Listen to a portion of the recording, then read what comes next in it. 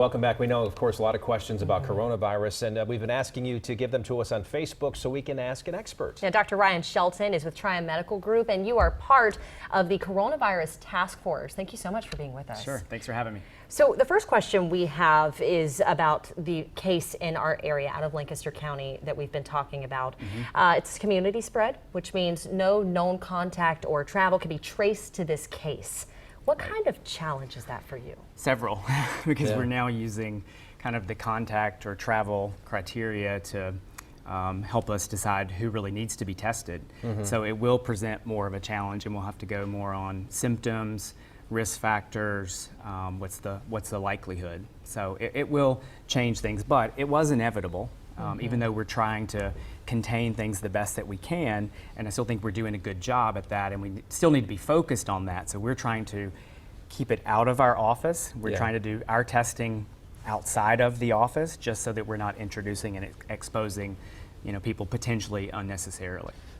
Somebody asked about who gets tested, what's the criteria. Earlier today, Governor Cooper, they talked about we've got the CDC tests, but we don't have the right ingredient. Lab, we're trying to come up with another one. So right now there's not a lot. So they said it's a very narrow focus on who you will allow to get tested. How narrow are we talking? And I mean, how many people are getting tested locally, Annie? So today and at our office, outside of our office, we did 2. Okay. But we've done some in our other offices too. So it really depends on what are your symptoms. So we want folks to call us first. Don't just show up. Like, let us help you decide, what are the next steps. But what qualified those 2 to get tested specifically? Recent travel. Okay.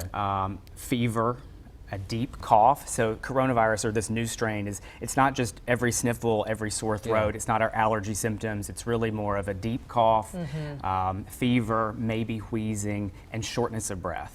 Okay. So, and the first thing that we're going to do, the first thing that we are doing, is we're ruling out flu, because that is what's prevalent now, right? We're still seeing flu every day, and that is treatable.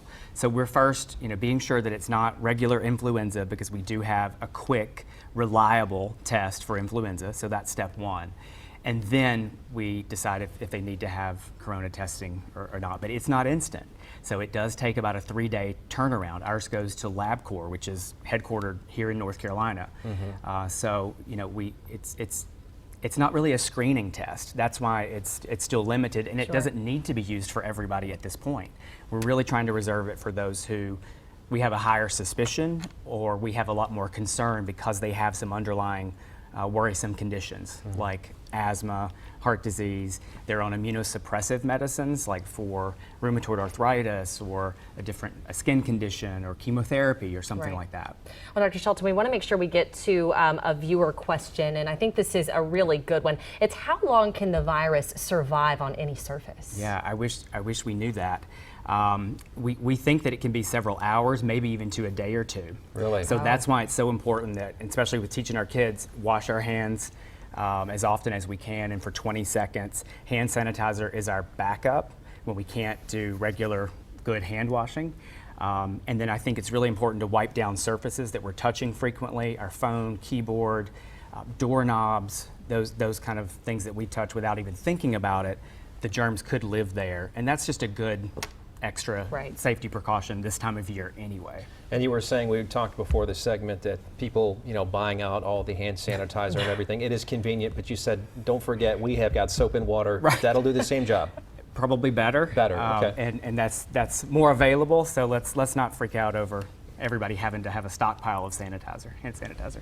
All right, Dr. Shelton, you thank mean you so like much. this? Thank you. You've got it. Excellent. Yes. But when in doubt, you say washing hands is better. That's actually good to know. This to me is a backup. Don't just back up on that. This is a backup. Yep.